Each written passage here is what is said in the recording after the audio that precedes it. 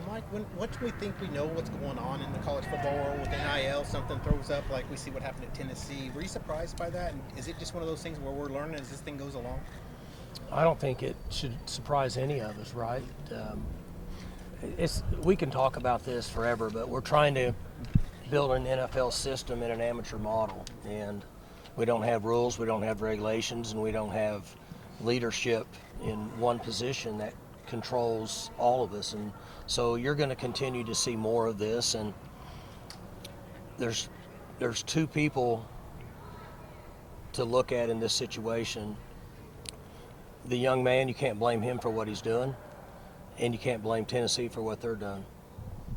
The leadership and how we got to this position is who to blame. Both of them are doing what they think's best for themselves or the university. So until we get the amateurism out of what we're trying to get accomplished and we get leadership, we're just kind of all rolling with the punches. Do you find that some of the money being thrown out in reports or maybe in reality is overstated? And is it going to come down to earth? Because it looks like he may not be getting as much money as he was getting at Tennessee. So a year ago, 2 years ago, and maybe even up to 3 when this first started, the money, in my opinion, was blown out of proportion and was not what it said it was. It is now. We've seen the contracts on the majority of the young men across the country that even if they don't come here, their agents have provided us with the contracts and showing us what other schools are paying them. So the money now is accurate. It's hard to believe, but it's accurate. How tough is it when you think about it, too, when you have a coaching staff that's getting paid less than the athletes? What does that mean for college football? It's a different world than 5 years ago. It's interesting when you think about it, but I'm going to go back to what I said originally. This is a professional sport now. We just haven't said it is, okay? And when you're in a professional sport, the people that are actually going out there and competing, and in football, the gladiators, the one that are taking all the beatings, they're the one that are going to make all the money for the most part. And so as we migrate toward whatever system that somebody decides we're going to use, it's going to be that way, and it's going to continue to grow because this is an entertainment business. The fans show up to watch the players, not the coaches. And for that reason, now that this has become what I call a professional sport where you try to get an education, it's going to be that way. At any point, based on your college career, have you ever thought, damn, I was born in the wrong decade? No, because if I'd have had that much money, I'd never made it. I'd have been history. I'd been like the guy that played at A&M, Johnny Manziel, probably. I'd have blown him all my money and no telling what would have happened. So I'm glad that I didn't have that much money. You made up for it on the coaching end of it. Well, yeah. I mean, in terms of being born at the right time. No, that is true, yeah. Well, I've been lucky. I've been very fortunate with what I've been able to earn and really never had a real job. But I don't know that I would have handled that amount of money very well. How much of a boost was the concerts for you guys? I can't hear you. How much of a boost was the concerts for you guys? Well, the concerts were tremendous for the state of Oklahoma, for Stillwater, and for Oklahoma State University. I don't have any idea what the total revenue is. I know that they said that the entire operation, Kyle Waters did an unbelievable job of running it. We were very lucky that we had him, what he was able to pull off. We had, I think the first night they had 5 arrests, the second night they had 7. The third night on a Saturday night they had 4.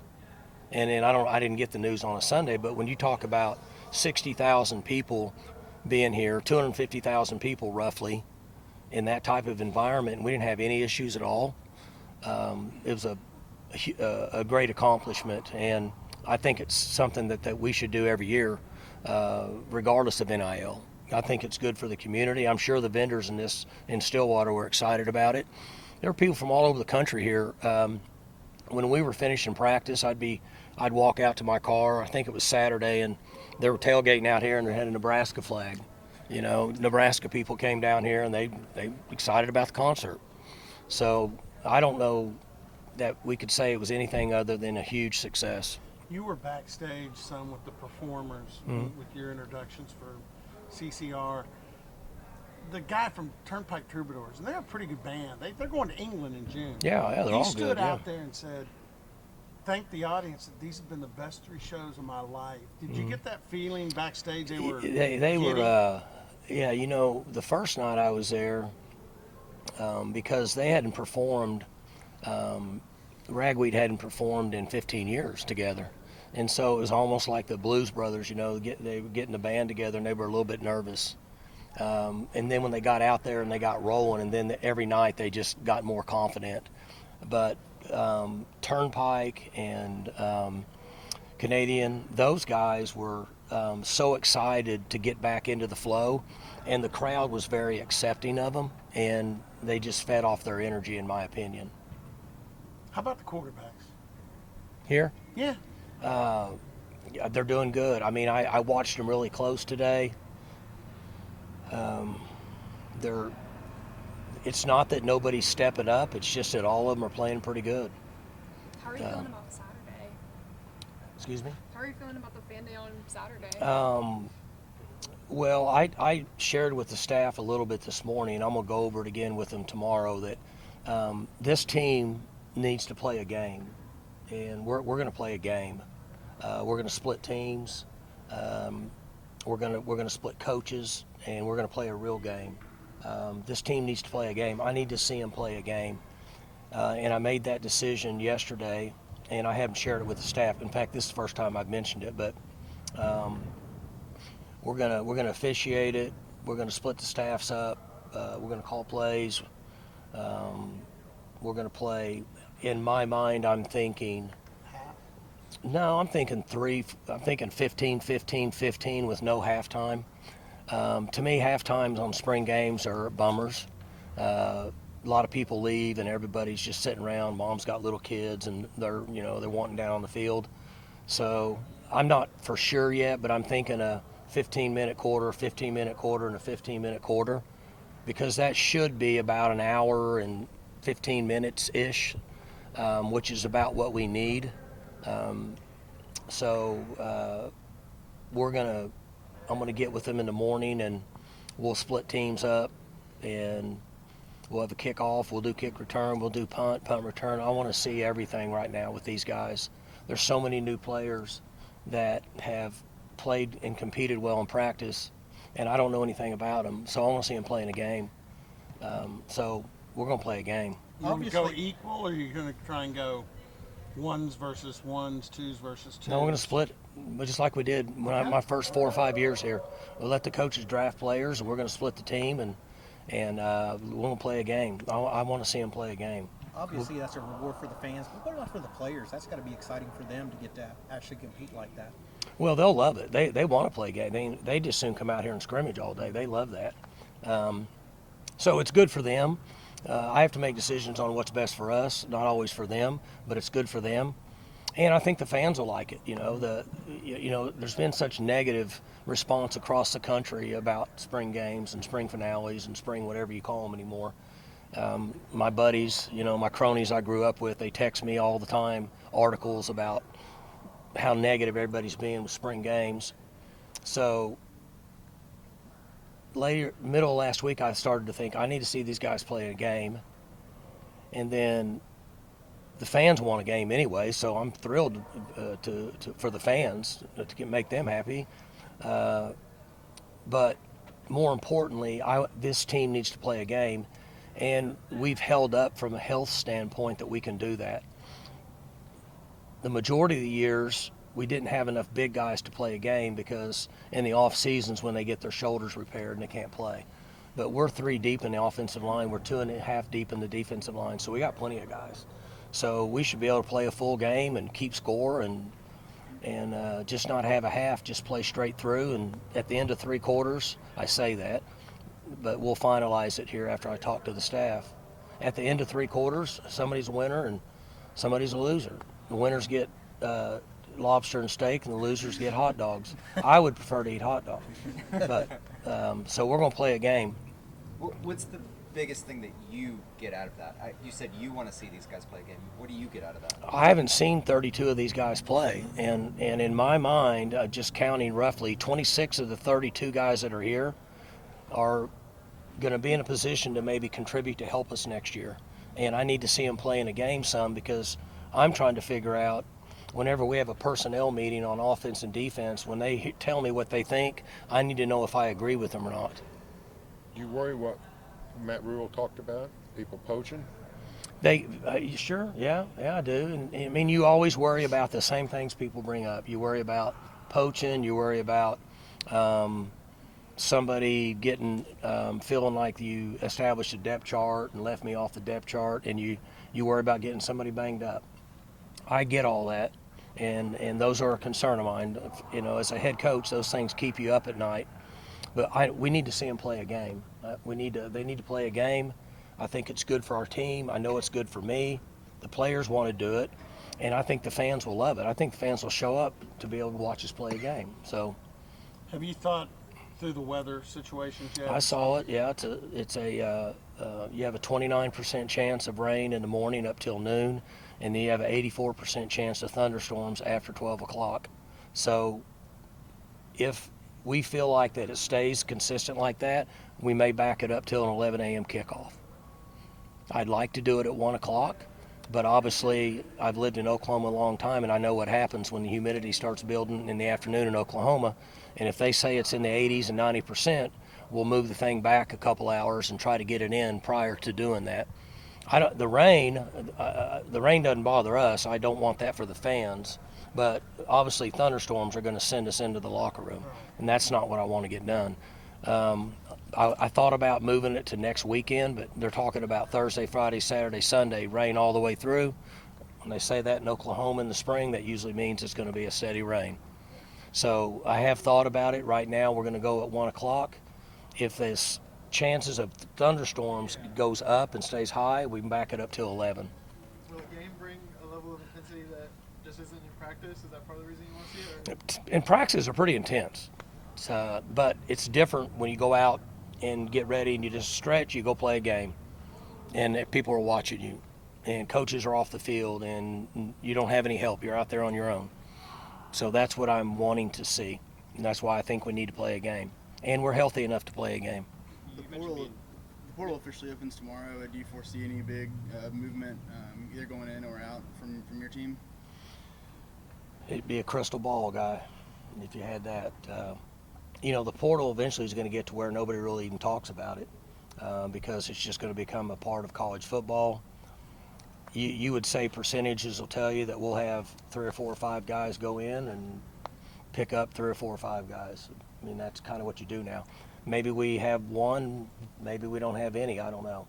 But I don't have any idea if there's anybody that's mentioned that they were going in it from our team. If they haven't already, you feel like if they're going through these spring practices, you feel like you know where their heads are at? I have no idea where kids' heads are at. I wish I could tell you I did, but I have zero idea. I know the rules in recruiting. You can't talk about kids that commit until they sign in December.